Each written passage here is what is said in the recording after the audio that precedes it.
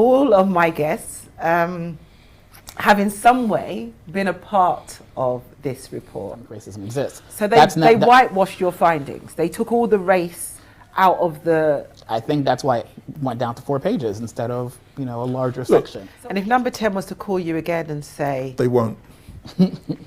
Believe me, they won't. They come up with the findings, and it was just about finding and manipulating the facts to fit those findings.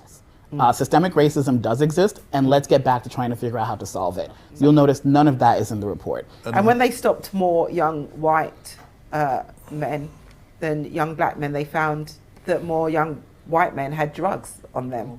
If you're a black Londoner, you're 7 times more likely, 7 times, 700% more likely to be stopped and searched than if you're a white Londoner.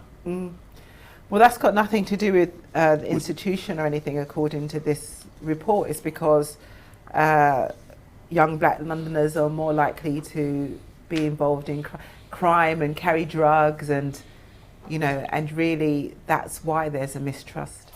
Black people are no more likely to commit crime than anyone else.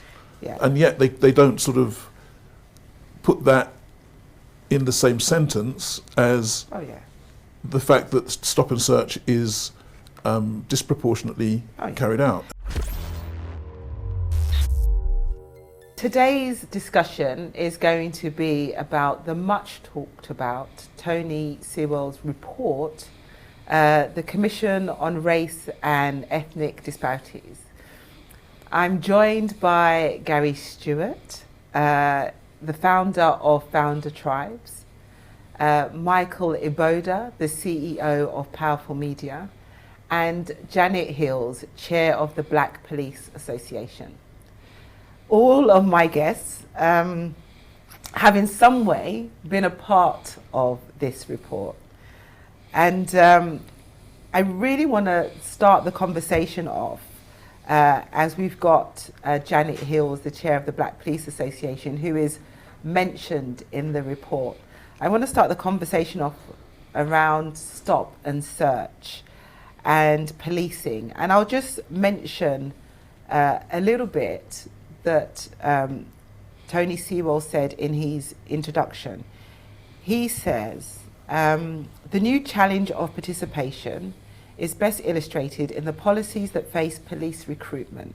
The police need to demonstrate that they are truly a more welcoming organisation, and black communities need to overcome the legacy of mistrust.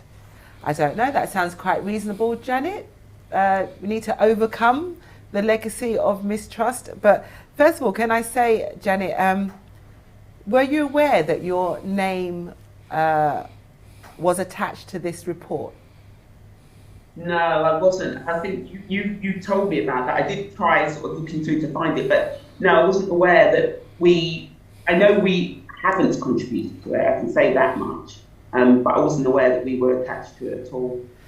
Yeah, so you're listed as the Black Police Association as being one of the contributors, and it's quite interesting. There's a number of people that have listed who have responded that they weren't aware that they were going to be one of the contributors. But how have you found the findings in the report? So in terms of what I've read around particularly the stop and search elements, which was quite a large section, for me, it's not telling me anything that I'm not already aware of in terms of stop and search. In fact, we've had the Independent Office of Police Complaint report that came out with 11 recommendations specifically for the Metropolitan Police, which does more than, like, I guess, around 50% of the stops nationally. So we've already had 11 recommendations from the the Independent Office for Police Complaints. And we've also got the Mayor's Action Plan, which again looks at stop and search in detail and gives us an action plan to be delivered on, to be actioned by the police service. So in both cases, what it identifies to me is that they are finding fault with the police to improve it. And that boils down to your question at the beginning around accountability for the police service. So it's all well and good to say people should get over it and move on, but what communities want to see is accountability by the police service, which at the moment is not really forthcoming. So the communities that need to overcome the legacy of mistrust. I mean, I was just wondering, what does that mean to you? Like, in regards to all of the recommendations that are there in the Mayor's report and the IOPC report, the Met's already fully committed in delivering on those recommendations. So that means that, you know, we're going to see a much better police force coming out of that. What does this report add? Does it add anything? Not really. I mean, it talks about, you know, improving trust and confidence through the use of body worn, and it talks about training for police officers. But these things are already out there. These things are already underway. The Met is, you know, working towards achieving, as I said, the Mayor's action plan, and they've accepted all of the 11 recommendations from the Independent Office for Police Complaints. So we're already on the move. We're already started. So the report doesn't really add anything to that. So it's basically yeah. So so what I was going to say is, so the only thing that's come out of this report that I can see in regards to policing that I've not really ever read before is the communities need to overcome the legacy of mistrust. Yeah, and as I said, that is not going to be achievable unless there is accountability built in, greater scrutiny from the community that we serve in terms of how we do our roles and our responsibilities as police officers. And I said these are a couple of the things that have come out in the Independent Office for Police Complaints, which also mentions about the use of force in relation to stop and search, which in virtually all of the cases that they looked at, there was a use of force, even though we know that 80% of stop and search in the Met, particularly, there is no outcome, so nothing is found. And within those searches, you have the use of force, which is the use of handcuffs that are put on where nothing is being found. And they were, you know, critical of the organisation. And these are the things that we have to factor in. And in fact, I believe the Commissioner called for a review of the use of force after Bianca Williams was stopped in her car. And again, she had her young child in the car and handcuffs were put on her. So the Commissioner has called for that, and that is underway as we speak. Brilliant. So my one last question to you, Janet, is are you going to stop what you're doing and replace it with what's in this report? No. Not only am I not going to stop what I'm doing, but I'm not going to take the time to read the report because, you know, in terms of the headliners that have come out from it, you know, it kind of sums it all up in terms of, you know, the UK's free from institutional racism and actually everybody can go about their business now, move on, there's nothing to see here, is for me enough of a headliner for me not to really delve any deeper into this review. There is good work going on the ground with, as I said, the Mayor's office, the Independent Officers Complaint. The police service itself is making good strides in trying to address things. This report adds absolutely nothing to the work that is already being undertaken. Brilliant. Well, all I can say is thanks for all the work that you do with that and in the police force, and thank you for joining us today, and please feel free to stay with us and contribute to all the couple of other aspects of the report. We'll be discussing whether anybody will be taking much notice in it. So yeah, no, I'll be here. Thank you. Thank you so much, Helen. So Stop and Search, Black Police Association, I think we've kind of covered that aspect of the report in terms of nothing, you know, progress will not stop with this. So can I just say, yeah. the numbers on Stop and Search, they never seem to go down, the disproportionality in Stop and Search. I think it's now, if you're a black Londoner, you're 7 times more likely, 700% more likely to be stopped and searched than if you're a white Londoner. Well, that's got nothing to do with the institution or anything, according to this report. It's because young black Londoners are more likely to be involved in crime and carry drugs, and and really that's why there's a mistrust. Well, the interesting thing is in one part of the report, I struggle to say that, by the way. Can I just? Actually, in one part of the report, they actually state that black people are no more likely to commit crime than anyone else. Yeah. And yet they don't sort of put that in the same sentence as the fact that stop and search is disproportionately carried out. And when they stopped more young white men than young black men, they found that more young white men had drugs on them. And I'm sure, and Janet is still with us, I'm sure if they stopped and search lots of people going to work on a Monday in the city, that they'll find that they probably have some drugs on them too. Yeah, so there's a whole nother conversation. Yes, Janet? Yeah, and as I said, the 80% where people are being stopped and searched and nothing is found is the real sort of like deal breaker, because that will create the issues around policing, and especially where you're putting cuffs on. So you're going to stop someone for reasonable grounds, as they say, and then even before engaging with them, you've put cuffs on, and then you're going through their pockets, and then you're surprised that when an individual is saying, well, actually, I've done nothing wrong here, and they're protesting, and then you see that as actually more grounds to actually do what you're doing. And, there needs to be a greater understanding of the disproportionality, as you said, from a policing perspective. They need to understand that. And I think, again, that's one of the outcomes from the independent offices of complaints. They talk about the lack of understanding of the impact of disproportionality. Yeah. And actually, to go full circle, that is where the mistrust develops and grows. And so how can you get over that mistrust if 80% of people that are stopped, nothing is found in them? Gary? Yeah, no, it was reminding me of like when I was in law school, like a paper I did was on looking at the linkage between like vagrancy laws, when basically that's what they use to kind of create these like white militias to police slave communities, and then eventually how that then bled into the way that the police was kind of developed, at least in the US.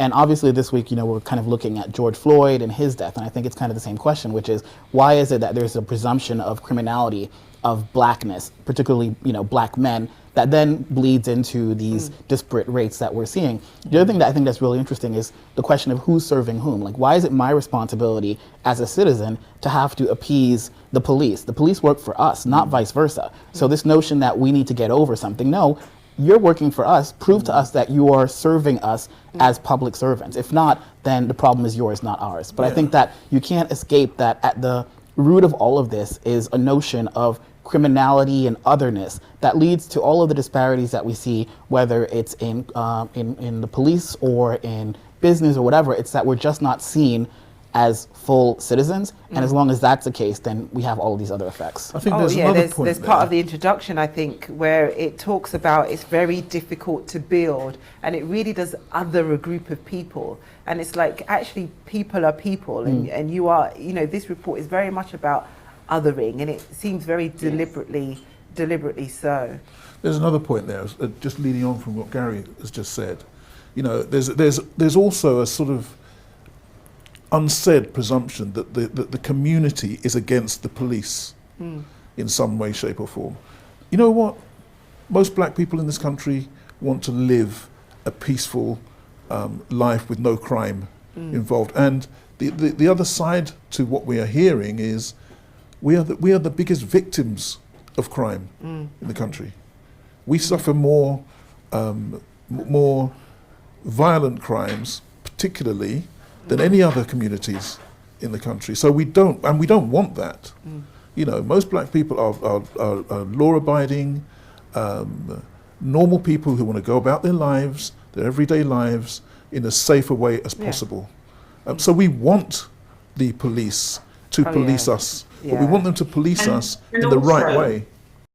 just in terms of what you're saying there, there's the additional impact on young people. So not only do they have it, during their schooling and then into social life, but then it follows them into adulthood. So that impact on young people is again another key area where we have to address. Yeah, totally. And moving on from that, Gary, you were a participant in this report. You were commissioned to provide a section of the report around entrepreneurship. So you're partly responsible for this report and its findings. I'm not really going to accept that, but continue. but your name is listed. You're a participant. Why are you not proud of the fact that this report has said that we're almost in a post-racial type era and that Britain is a model to other white majority countries? I mean, you should be embracing that.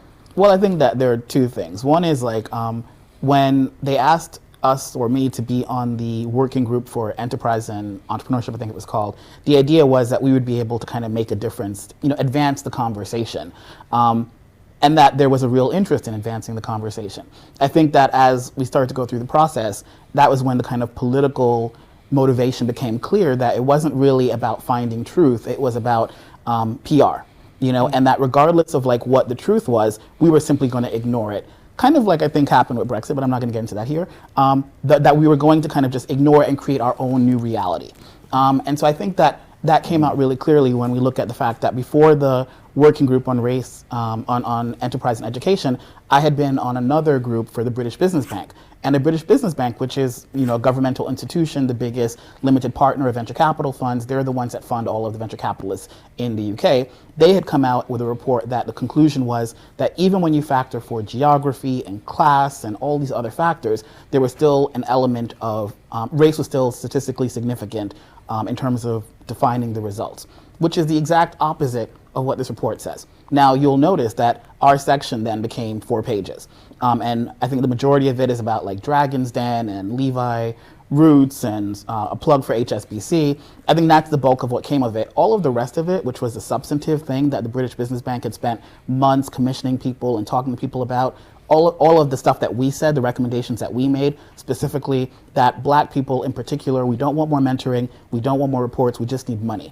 We need to create our own intergenerational wealth. Lack of access to capital is the big problem for minority communities, so please set up a fund or something like that, that would, the same way that the US has done, Canada has done, etc. You'll notice none of that is in the report. So the report basically commissioned a bunch of people to kind of talk about entrepreneurship, had the British Business Bank do a whole bunch of research. All of it is ignored because the conclusions were just not what they wanted to say, which then begs the question, well, then I thought this was about research. Well, if it's not about the research, then what was it about? And it's now really clear. It was about kind of a false utopian vision, a very clever post-Brexit vision of the world, which is come one, come all, minorities and Commonwealth. The UK is a place for you to kind of thrive. Unlike in these other places that maybe are competitors, whether it's France or the US, come to the UK, this is where you'll make your dreams come true because racism isn't a problem here. And I think that that's patently false. Is it fair to say you're not happy?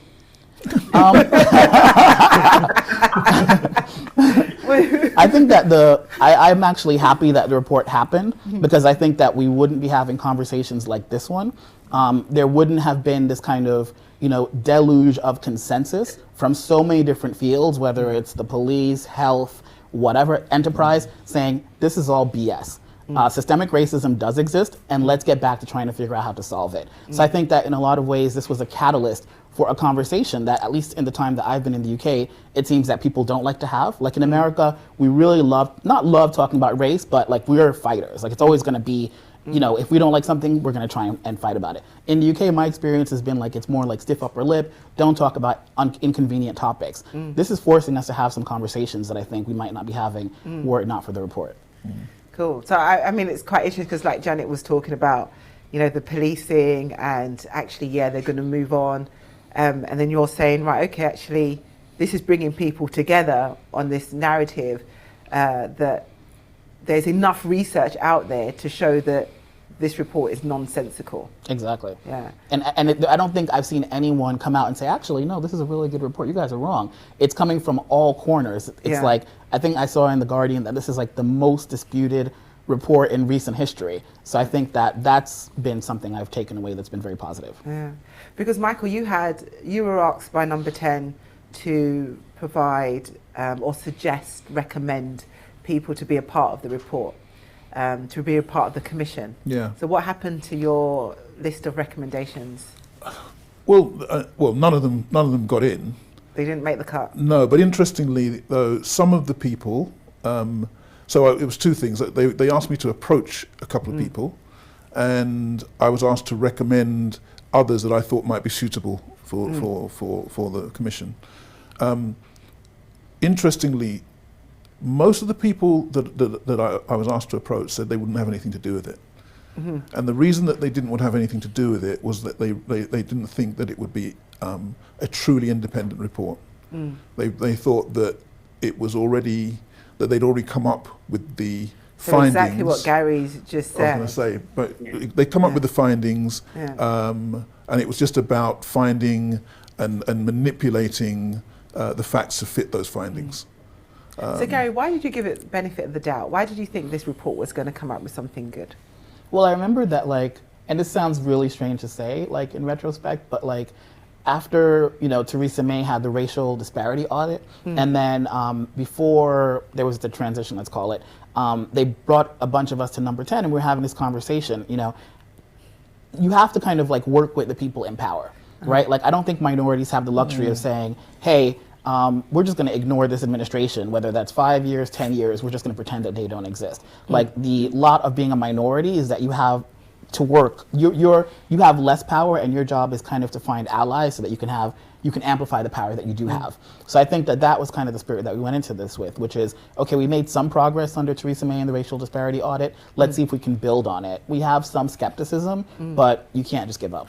Well, according to this, it is building on the race disparity audit. It's building on the data from it. It said for the first time they're able to use and access the data. I think it would be really interesting to ask Lord Woolley and the other people who were responsible for the racial disparity audit if they agree with that conclusion. I think they've pretty clearly said that they think it's, I think Lord Woolley called it a grubby report. So I don't think that he agrees with that conclusion.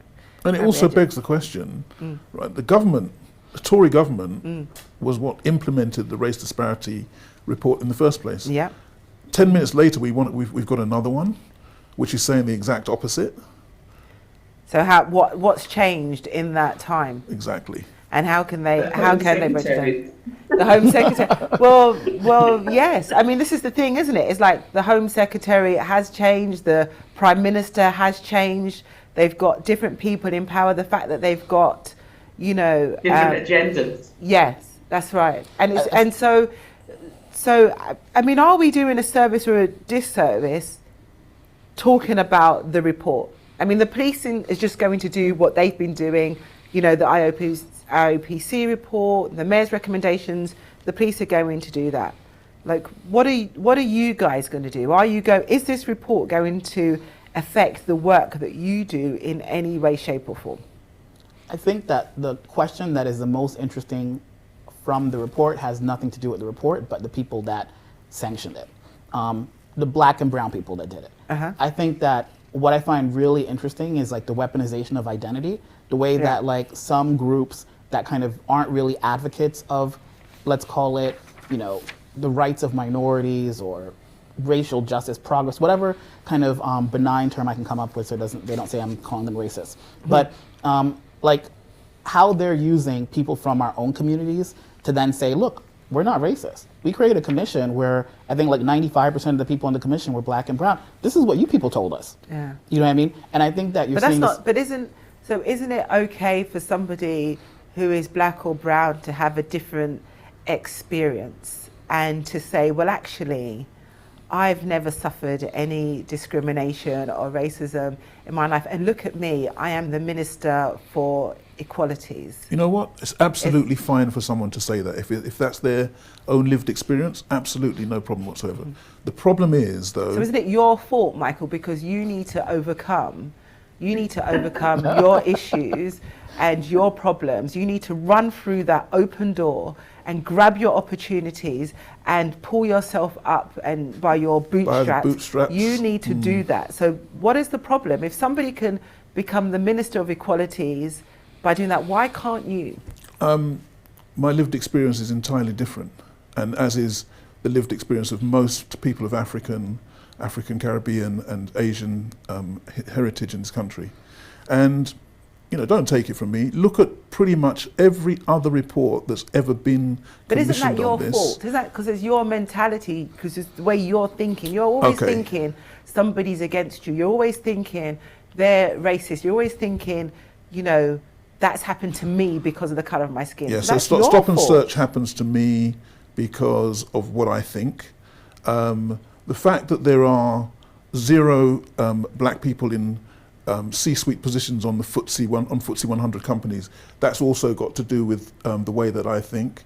The fact that black children, totally contrary to the report, are doing so badly in schools is also to do with what I think. The fact that banks don't give us money to start businesses, that's also to do with what I think. Oh no, but that's also to do with where it's placed. And so, I forgot the geography because argument. the geography of where businesses are placed is why black businesses are not doing so well. Well, interestingly, most people of African and African Caribbean heritage actually live in the southeast. The southeast is the most prosperous part of the country.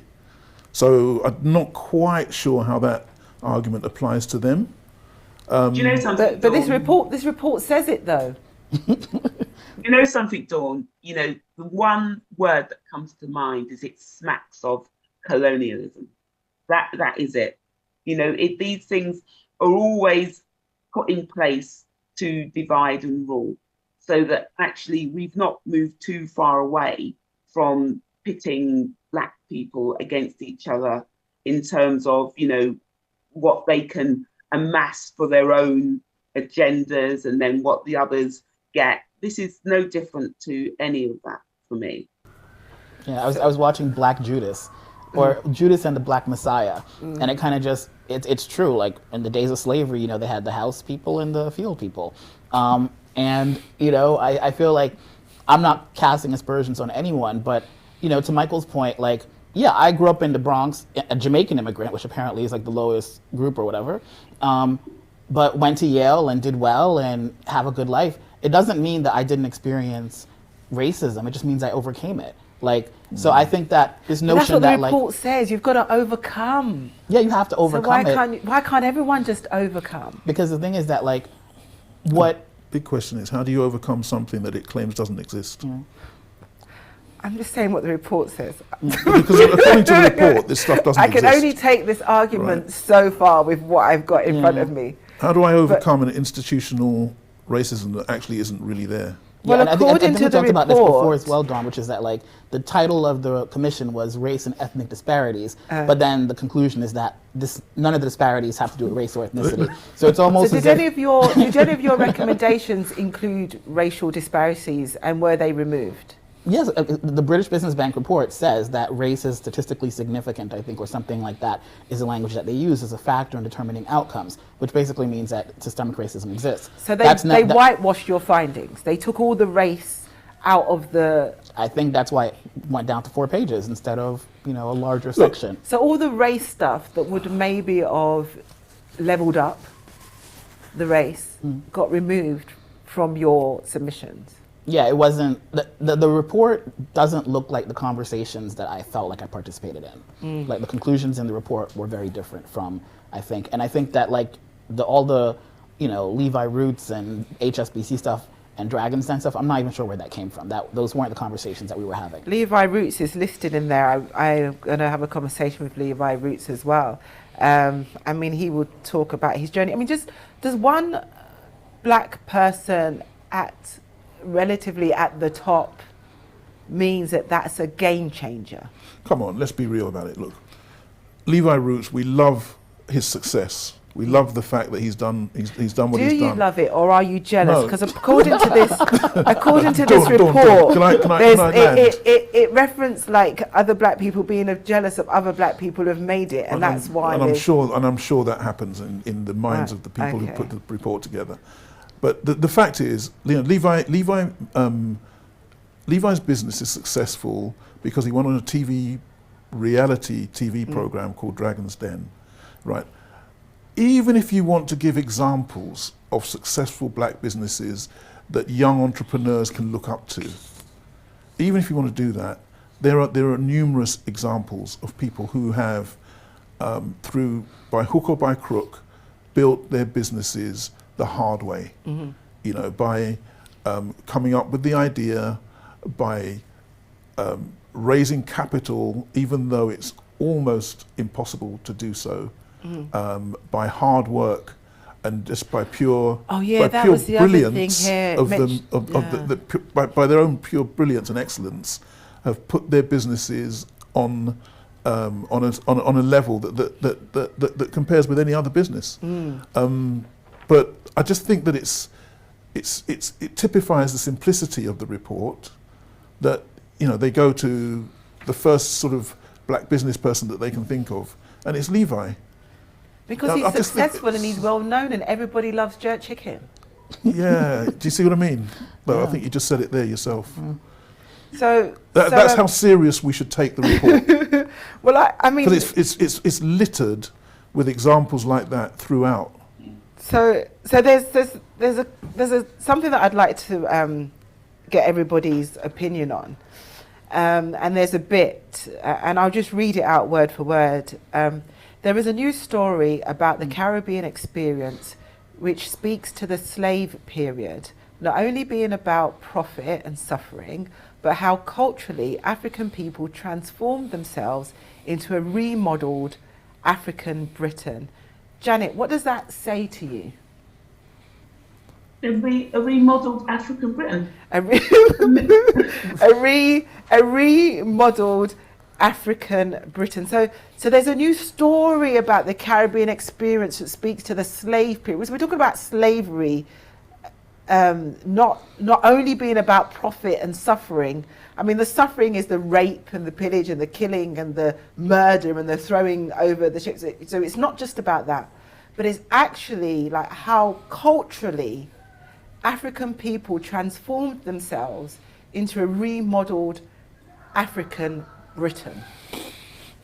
Well, do you know what? In terms of just the African bit, for me, again, they mentioned it in the report, but again, it's kind of like a throwaway thing around being defined by my colour. So don't get me wrong, I'm more than happy to be defined as a black female, but in terms of, that being used constantly when I check my passport out, it says British citizen without a shadow of a doubt. And then there's a photo of a black woman, fine. But for me, this whole allowing us to be able to be, embraced by the whole Africanness, it can't be accepted as the norm. The colour thing is what really defines us in the UK when, for me, it shouldn't, because we are, again, multicultural, we have multiple nationalities, and all of this in terms of the UK should be celebrated. And it's not, you've got black as a colour, and then you have Asian as, a continent in terms of people's cultural identities. And I think more needs to be done to allow individuals to identify for themselves. Well, they do have a thing about BAME, which, as we've said, there's nothing new in this report. But Gary, what does it mean for you? What is the new Caribbean experience that this report speaks of, that when it talks about slavery? Yeah, well, I mean, I think... Or the slave period. I think they were trying to do a half empty, half full, 70% empty, 30% full, or something like that. Because, I'm Jamaican. I'm super proud to be Jamaican. I'm American, an American immigrant, but super proud. Now I'm British, I'm super proud as well. So I can have various elements of my identity and be really proud to belong to these like really amazing communities, right? That doesn't in any way negate the fact that racism exists, right? I can be black, a proud African American, a proud black British person, a proud Jamaican, and still acknowledge that there are problems in our society and that we need to try and fix them. You could be the top of your game. You could have a business and sell the business for £1 million, but you're still not going to deny that racism All you need to exists. do is listen to a Jay-Z album where he's talking about the police and stuff like that. Beyonce talking about going into a meeting and being the only black person. You can talk about Oprah being a billionaire and still talking about when she goes to a store in Paris, how people are following her, and you understand that it's not about kind of how much money you have in the bank. It's about something, as Janet was saying, the skin color, that means that people see other, they see less than, they see inferior, they see criminal, and that's what we need to overcome. And simply by creating a report saying, oh yeah, let's celebrate the fact that we are now citizens and not slaves, that seems a bit reductionist to me. The idea is, I'm happy I'm no longer a slave and my family aren't slaves, okay, kumbaya. But I still want more and I deserve more. And what I really want is the same that any white person has, which is the freedom to pursue their life ambition without the limitation of someone's stereotype. Yeah, Amen. Michael. to me, Yeah, amen. Amen from Janet. Amen. that particular part of the report is quite possibly the most ridiculous part in it. Really? In a ridiculous report, that's probably the worst part of it. To say and to publicly in a forum such as this that is supposedly endorsed by government, that in some way slavery, which was, let's put it what it really was, it was the Black Holocaust.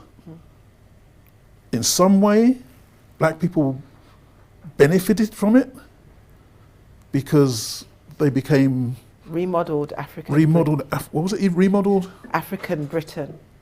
I mean, I find that just incredible. I don't understand. I don't see But how. it was just a period in time. Should we not get over it? Yeah, we Should we probably not should, overcome like it everything and else. get over it? We probably should, like everything else, right? But the truth is, that particular part, I don't see how the Prime Minister can endorse that statement. I really don't understand how. What do you think? How Boris Johnson can agree to that. If the Prime Minister does endorse this I think report, things what like do you think that means? become, well, the report as a whole. Yeah. I think if he does endorse it, it confirms what a lot of people within the African and African Caribbean communities in this country believe, that he has some sort of sympathies around a racist agenda. And I think that, past utterances that he has made, that we all know what they are, and which, he's said were taken out of context, would be put more into context if he were to wholeheartedly endorse the findings of this piece of rubbish. And if Number 10 was to call you again and say... They won't. Believe me, they won't. Why are you so sure they won't? They won't. And Gary, if you get another request to participate in a report, would you? Yeah, as long as the black people, the problem of being a minority, and I think even more in the UK where it's only like 4 to 5%, is that you do have to work with the people in power. There is no other option. So, I do think that... Gary, can I just come in there? Go. I think you do have to attempt to work with the people in power, but when the people in power have a very, very, very clear agenda that goes against everything that we know to be factual about race relations in this country, and is all about actually pitting communities against one another, then I question whether or not it's possible to work with them. But I think to go back to what Janet said, it's like that's always been the case. You know what I mean? Yes. When we were slaves, at least in the U.S., we had Booker T. Washington, we had W.E.B. Du Bois. People had different theories, and government would choose who they preferred to. You had Malcolm X, then you had Martin Luther King. So I think that we're not the first ones to kind of confront this challenge, which is that like, and I think that, you know, again, there obviously has been progress since then, but I think that our ancestors had kind of a much more difficult challenge to kind of be a slave and legally, in the US at least, considered, you know, 4/5 or whatever it was a person, and still then need to negotiate with these people who don't even see you as a human being. You know, then you have desegregation, you have literally apartheid in the country, and then we can even look at Mandela. You know, I mean, people throw out that name all the time, but I mean, he had a really difficult challenge as well to then kind of work with the people who had been imprisoning him and oppressing his people under legal apartheid. So I kind of think that, you know, I wish it were differently, but the thing is that like the goal is to improve the lot of the community, and that requires working with the people who actually have the power and seeing if we can get a little bit for ourselves. And I suppose the important thing is your name is and your reputation is attached to this report, but you've ensured by having this conversation that you've clarified the role that you played. And the fact is that I know the good work that everybody does, and the fact is that, you know, you're not going to be tarnished by the findings of this report. And Janet, you were not even approached, but you know, the organisation, the Black Police Association that you're a chair of, is listed. But you know, you've said that this isn't going to make any difference to the work that you do. No. From, you know, a government-driven report, you would expect more recommendations and less of the sort of like comparisons with other matters. You really want to see hard-hitting stuff that people can actually go away and action and help improve the current climate. But as I said, it appears that there was an already agendas there, viewpoints there, which all they've sought to do is support those. And some of the real work that is still going on in community still continues. You know, and that's where we need to really focus, I guess, around the doers and the people that want to make those changes.